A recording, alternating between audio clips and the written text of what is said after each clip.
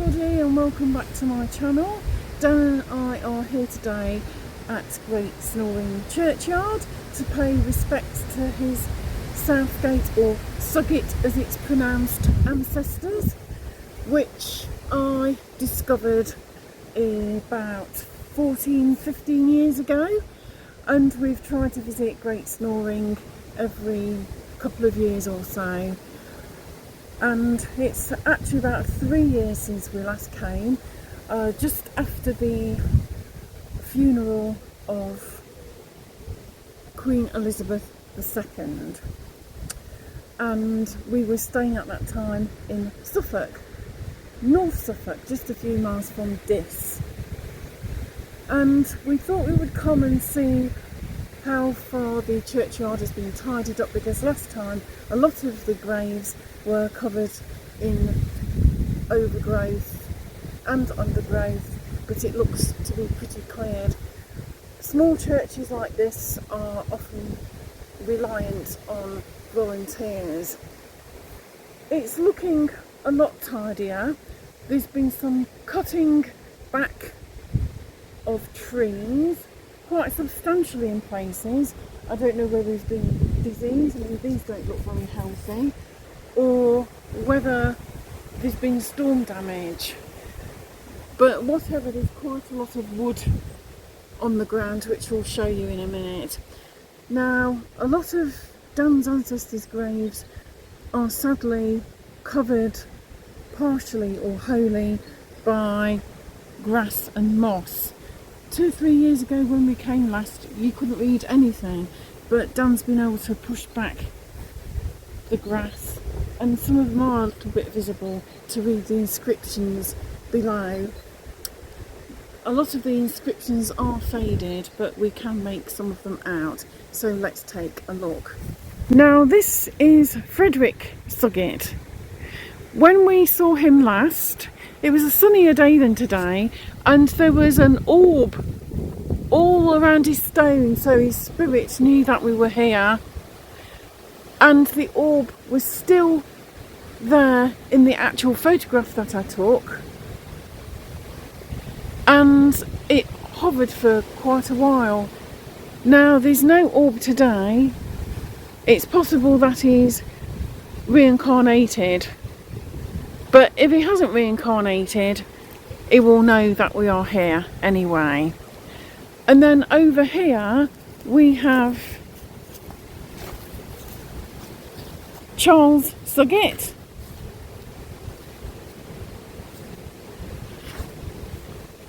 And next, 1866 is the date on there. And then over here is his lady wife. Dan says she was 81 when she died. You can just about make that out.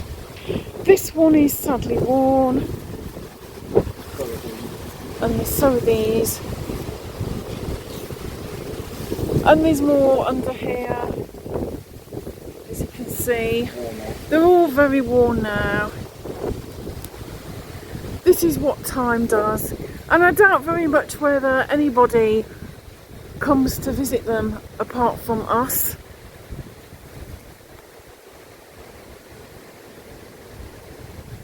Time, they say, waits for no man or woman, and then the ancestors endure the final death, the ultimate death, because nobody is here to see them. They are forgotten and descend into the annals of history and the past. So let's go over and find Sampson Southgate and his wife Esther Howell, and they are Dan's 4th great grandparents. So let's go there now. Over yonder.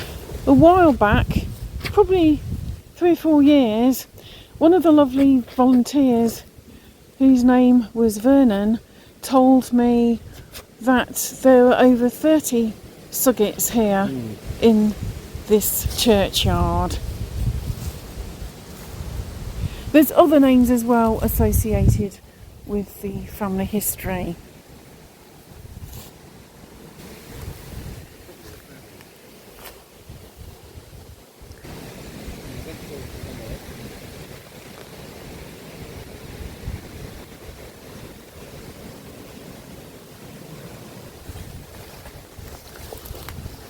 As you can see, it's very bad. Yeah, it's easy to fall over. Careful.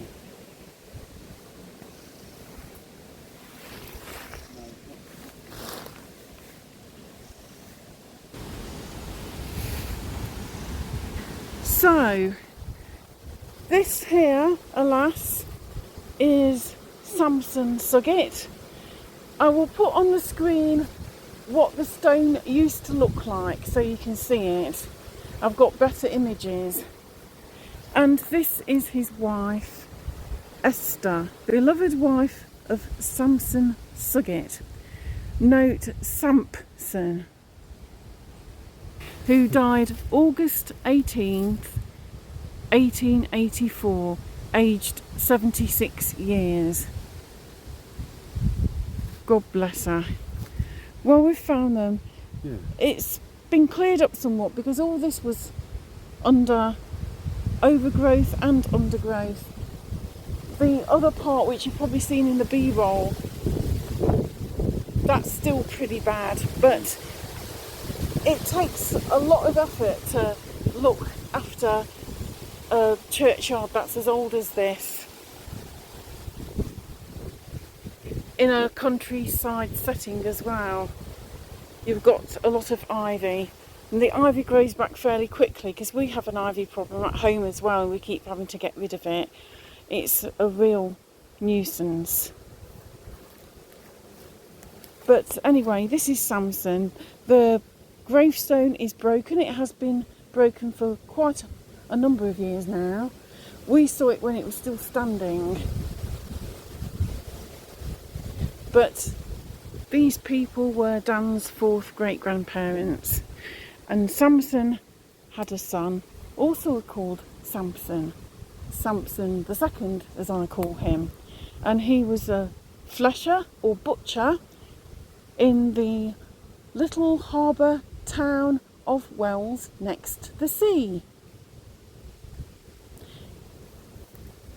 And he married a lady called Jane Bullen, or Boleyn, and she was also of the area, which is in Walsingham district, where the infamous Anne Boleyn also came from.